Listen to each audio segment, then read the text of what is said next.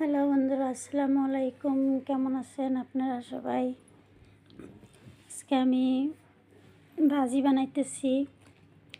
তেল গরম হয়েছে, পেঁয়াজ দিয়ে দিছি,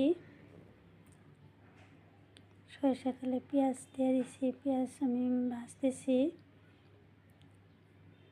পেঁয়াজ ভাজা মোটামুটি হয়ে গেছে।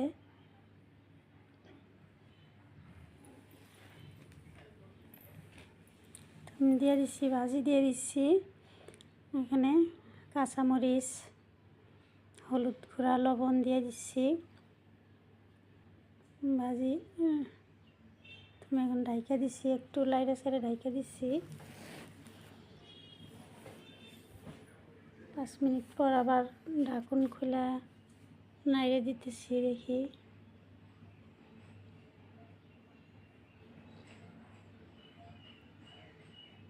তো বন্ধুরা বলবেন তো এটা আমি কি ভাজি বানাইতেছি, এটা আপনারা কমেন্ট বক্সে আমারে লিখবেন।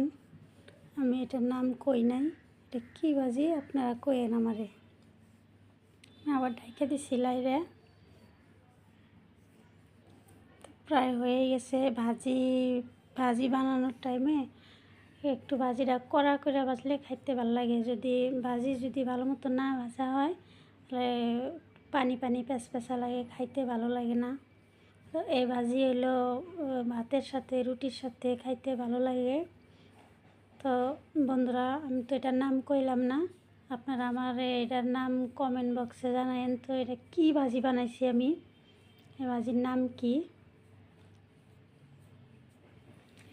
এটাতে সবজিও খাওয়া যায়। তো বন্ধুরা ভালো থাকবেন, সুস্থ থাকবেন সবাই। আমার এই ভাজির কি ভাজি বানাইছি, এই সবজিটার নাম আমারে জানায়েন,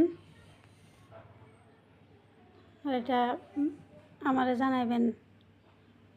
আজকের মতো এখানেই, আল্লাহ হাফেজ।